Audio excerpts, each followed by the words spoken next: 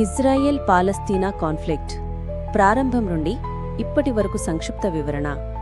Israel మరియు పాలస్తీనా మధ్య సంఘర్షణ ఒక సంక్లిష్టమైన దశాబ్దాల పాటు నిరంతరం కొనసాగుతున్న వివాదం. దీనికి మూలం చరిత్ర, మతం మరియు జాతీయతలో ఉంది. ప్రారంభ పరిస్థితి 1900 ముందు. ఆ భూమి పేరు, ఆ ప్రాంతాన్ని హిస్టారికల్లీ పాలస్తీనా అని పిలిచేవారు. ఇది ఒట్టోమన్ సామ్రాజ్యం తర్వాత బ్రిటిష్ భాగంగా ఉండేది. జనాభా, ఆ భూమిపై ప్రధానంగా అరబులు అంటే పాలస్తీనియన్లు మరియు కొంతమంది యూదులు ఇతరులు వసిస్తున్నారు.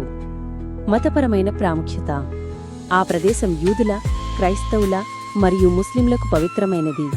జెరూసలేం నగరం కారణంగా. ప్రధాన కారణాలు మరియు ప్రారంభ సంఘర్షణ 1900s మరియు 1948. 1. జియోనిజం. 19వ శతాబ్దం చివరిలో యూరప్లో యూదులపై హింస పెరగడంతో యూదులకు సొంత దేశం అవసరమని ఉద్యమం జియోనిజం బలమెక్కింది.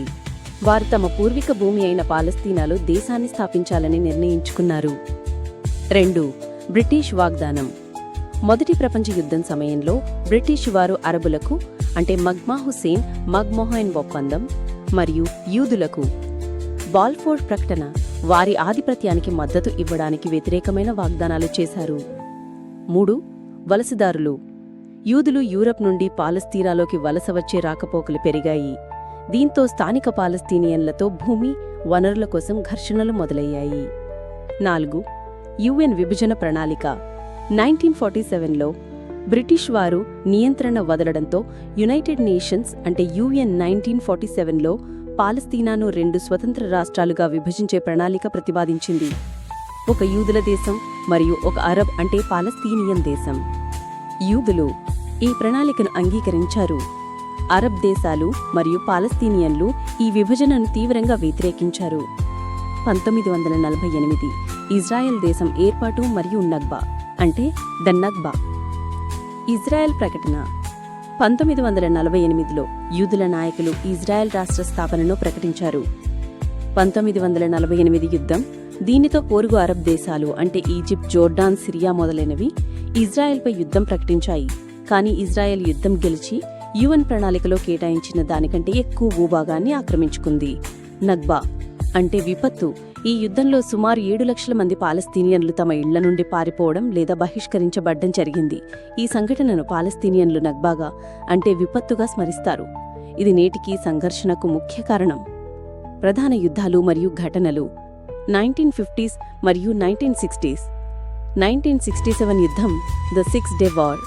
ఇజ్రాయెల్ మరో ముఖ్యమైన యుద్ధం గెలిచి వెస్ట్ బ్యాంక్, గాజా అంటే గాజా స్ట్రిప్, తూర్పు జెరూసలేం మరియు గోలన్ హైట్స్ వంటి ప్రాంతాలను ఆక్రమించుకుంది. ఈ ఆక్రమిత ప్రాంతాలు నేటికీ వివాదానికి కేంద్ర బిందువులు. పాలస్తీనా విముక్తి సంస్థ. 1964లో స్థాపించబడిన పాలస్తీనా విముక్తి సంస్థ అంటే PLO పాలస్తీనియన్ల ప్రతినిధి సంస్థగా ఎదిగింది. ప్రారంభంలో ఇది ఇజ్రాయెల్ నాశనం చేయడమే లక్ష్యంగా పెట్టుకుంది. ఇంటిఫాదాలు. 1987 మరియు 2000లో ఆక్రమిత ప్రాంతాలలో పాలస్తీనియన్లు ఇజ్రాయెల్ పాలనకు వ్యతిరేకంగా భారీ రక్తరహిత తిరుగుబాట్లు చేశారు. నేటి పరిస్థితి 1990s మరియు ప్రెజెంట్. ఓస్లో ఒప్పందాలు. 1990sలో ఇజ్రాయెల్ మరియు PLO మధ్య శాంతి చర్చలు జరిగి పాలస్తీనియన్లకు పరిమిత స్వయం ప్రభుత్వం అంటే పాలస్తీనియన్ అథారిటీ ఇవ్వబడింది. కానీ ఇది స్వతంత్ర దేశాన్ని ఇవ్వలేదు. హమాస్ ఏర్పాటు. 1987లో ఇస్లామిక్ సమూహమైన హమాస్ ఏర్పడింది. ఇది ఇజ్రాయెల్ను గుర్తించడానికి నిరాకరించి తన ఉనికిని అంతం చేయాలని లక్ష్యంగా పెట్టుకుంది. 2007లో ఇది గాజా నియంత్రణ సాధించింది. ప్రస్తుత పరిస్థితి. ఇజ్రాయెల్ ఒక శక్తివంతమైన దేశంగా ఉంది అంటే US మద్దతుతో ఆక్రమిత ప్రాంతాలలో సెటిల్మెంట్లను అంటే వలసలను కొనసాగిస్తుంది. పాలస్తీనియన్లు 2 భాగాలుగా విడిపోయారు. వెస్ట్ బ్యాంక్ అంటే పాలస్తీనా అథారిటీ పాలనలో కానీ ఇజ్రాయెల్ సైనిక నియంత్రణలో, మరియు గాజా అంటే హమాస్, ఇజ్రాయెల్ మరియు ఈజిప్ట్ నియంత్రణలో. ఇరుపక్షాల మధ్య హింస నిరంతరం జరుగుతూనే ఉంది. ఇజ్రాయెల్పై హమాస్ రాకెట్ దాడులు, ఇజ్రాయెల్ సైనిక చర్యలు మరియు గాజాలో మానవీయ సంక్షోభం సాధారణం. ముఖ్యాంశాలు అంటే కీ ఇష్యూస్. 1. సరిహద్దులు. 1967 సరిహద్దులు ఎక్కడే ఉండాలి. 2. ఇజ్రాయెల్ సెటిల్మెంట్లు. వెస్ట్ బ్యాంక్లో ఇజ్రాయెల్ వలసల చట్టబద్ధమా, పాలస్తీనాని దేశం సాధ్యం కాకుండా చేస్తున్నాయా?